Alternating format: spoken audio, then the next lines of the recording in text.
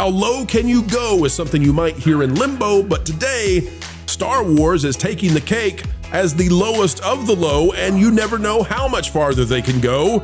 It seems as if there is no bottom with Kathleen Kennedy. Guess what they're saying now? Andor is apparently based on the glorious young life of Joseph Stalin. No, seriously.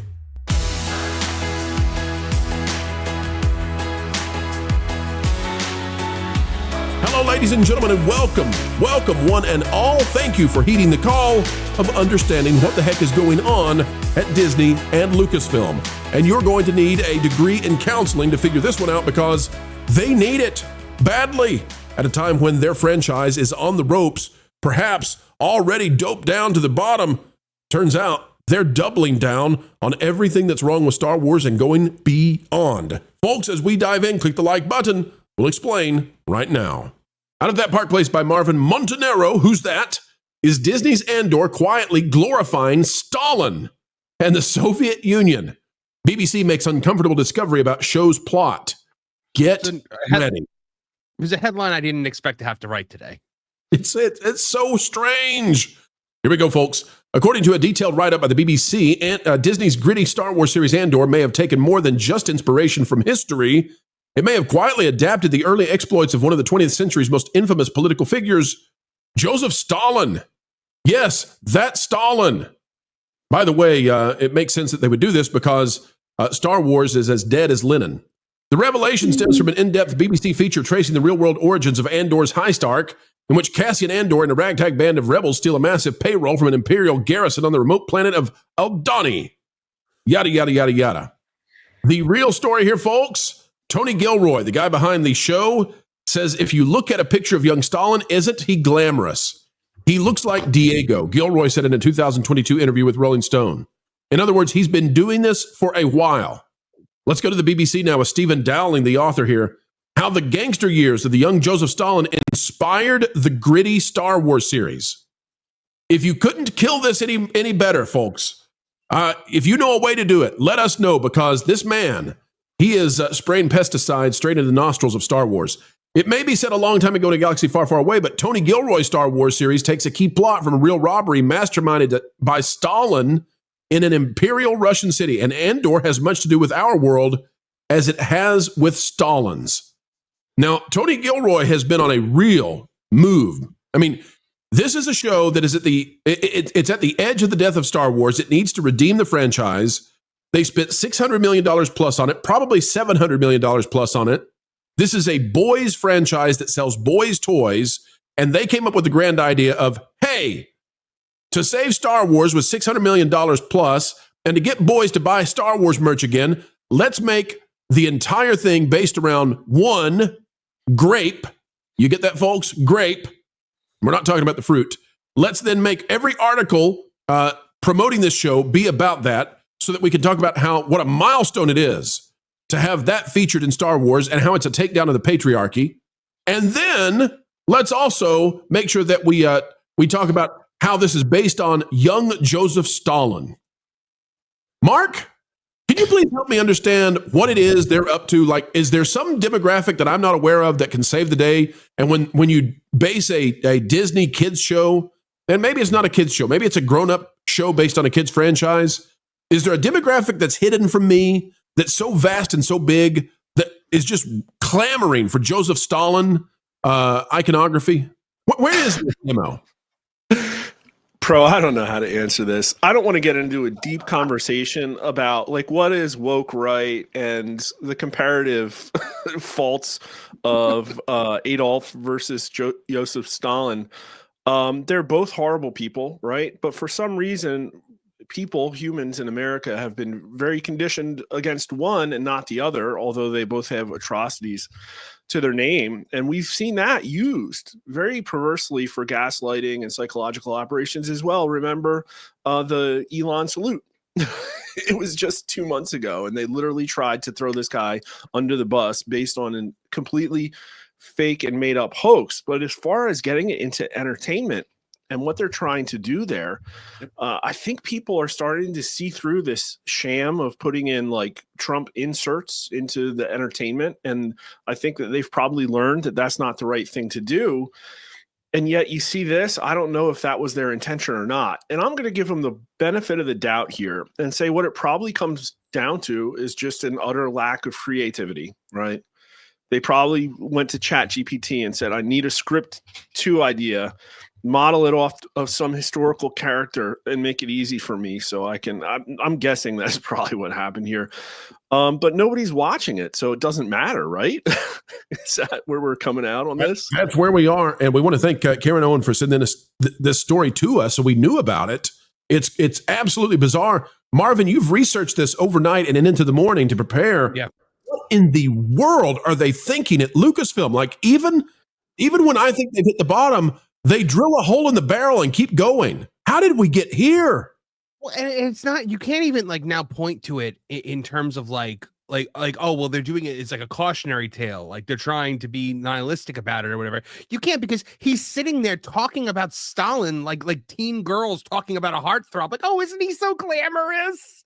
Like it's absolutely ridiculous. We have the BBC in a Star Wars article explaining who Joseph Stalin is and what his heist was when he was young. Like, this is crazy. This is supposed to be Star Wars. It's supposed to sell $5 merch to kids at Walmart. This is some Che Guevara t-shirt kind of garbage here. They probably found that one picture where Joseph Stalin looks a little bit handsome, and they like, you know what? Let's romanticize this guy.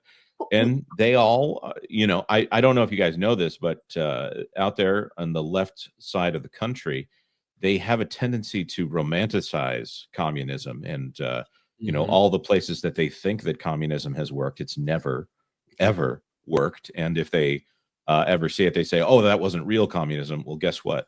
Real communism has not existed, will never exist. And as long as there are people in charge of governments, the flaws that you're trying to remove from society by enforcing government, they're going to have to be enforced by people. And therefore, it's a self-flawed system. It's a recursive error. The pigs are walking, to make the Animal Farm reference here. They romanticize something that will never happen, has never happened. And they would rather take away great fantasy stories in place of the fantasy of communism. It's so boring. Yeah, it's so predictable. Right. And when it comes down to it, they're willing to forgive so many things in order to make communism happen. Che Guevara being, again, returning to this example, they use him as this revolutionary idea, but the things that they would supposedly despise are things that these people did. So I'm sorry, it's a religious viewpoint when it comes down to it. And yes, the quote on screen, mentally unwell people are in charge of entertainment, and that is a bad idea.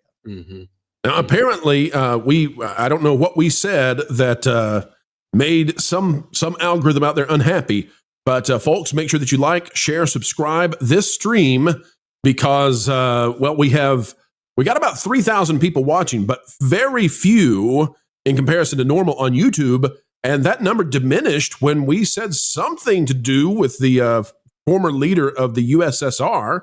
So apologies to whoever is. I actually think it might have been a different word that you used, and not in the sense that you usually use it. So. We can't say, hang on, let me see how. I will think about how to rephrase that in the future. We'll think about it, ladies and gentlemen. Is it because I used somebody's first name? Maybe that's what it was, Could have been. That's right. It's funny how it's for him and not the other one, though. That's crazy.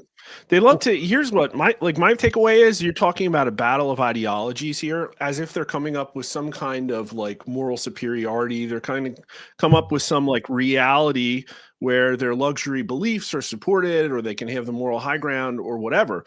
I don't think Trumpism is about ideology at all, period, whatsoever. And that's what's so out of their hands. It's about individuality versus suppressing your needs for the needs of like society or whatever, individual liberties and agency. And they're getting blowback because they pushed too far.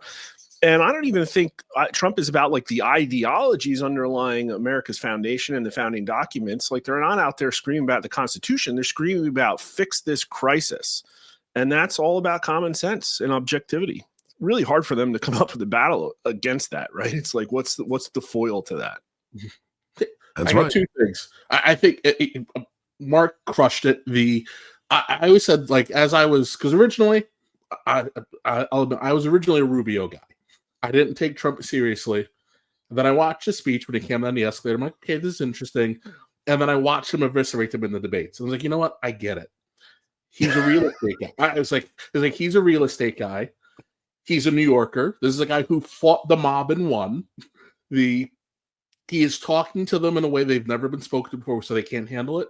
But most importantly, he's a real estate guy. And his ability to be successful comes from the power of the individual. If individuals cannot go out and own property, can't grow wealth, he can't grow wealth.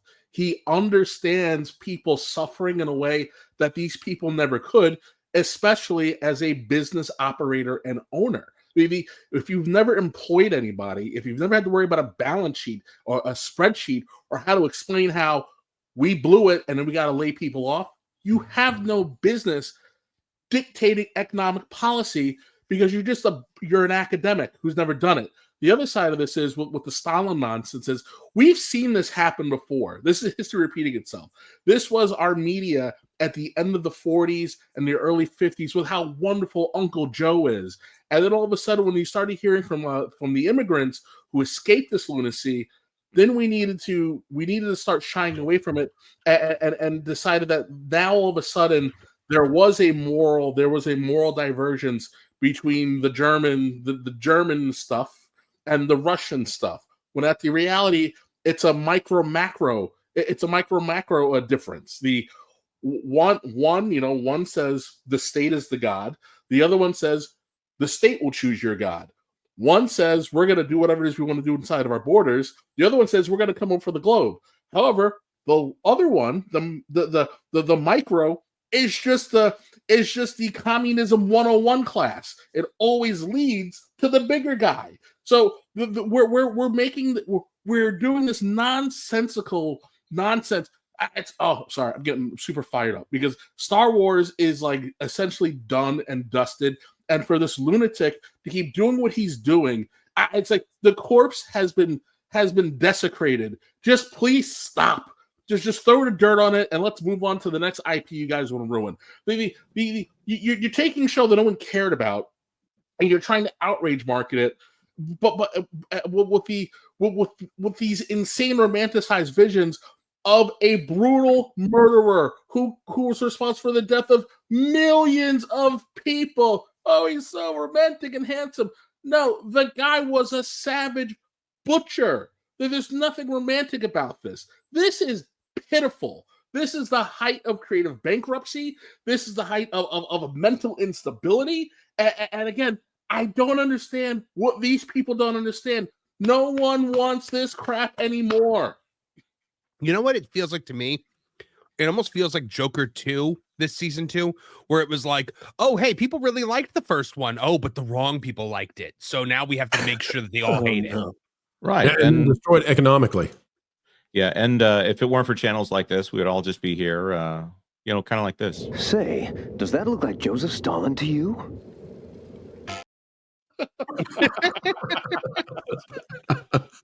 Well, it does if you're watching Andor, apparently. So, folks, just when you thought Lucasfilm couldn't go any lower, they took a bow. They took a bow. And, folks, we have come to the end yet again. Another video of excellence in the can. What a joy it has been to share time with you. We hope you enjoyed it as well. If so, consider clicking that like button. Share, subscribe, click it, stick it to the algorithms. It is the notification bell. And as always, drop a comment down below. A mind is a terrible thing to waste, so waste not yours. Join a community dialogue today, just on down below. Folks, we are going to say farewell for now, but we will see you back for is more, and that's how many videos we put out every single day here on the Pro Channel. Hope you enjoy them all. Until the next time, keep learning, keep growing, and as always, keep having fun. Hey, Floral, guess what?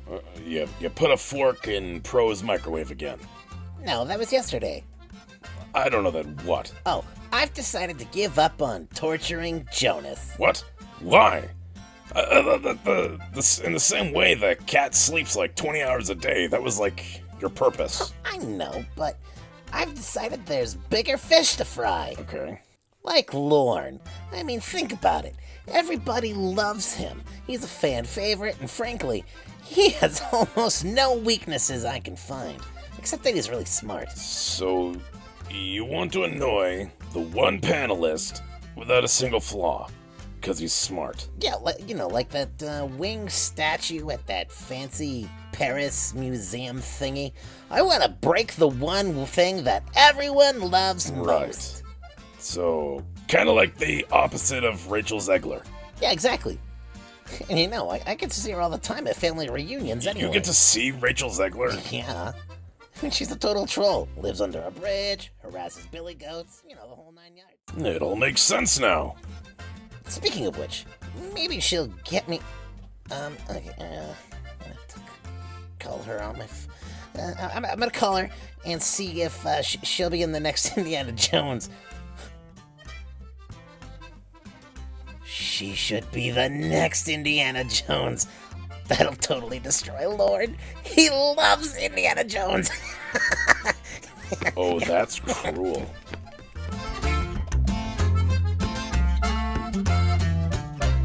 Hey, Rach. I've got a cool idea for you that involves a whip and snakes. I love that description. It's perfect. I know, right? Weird, as we always say.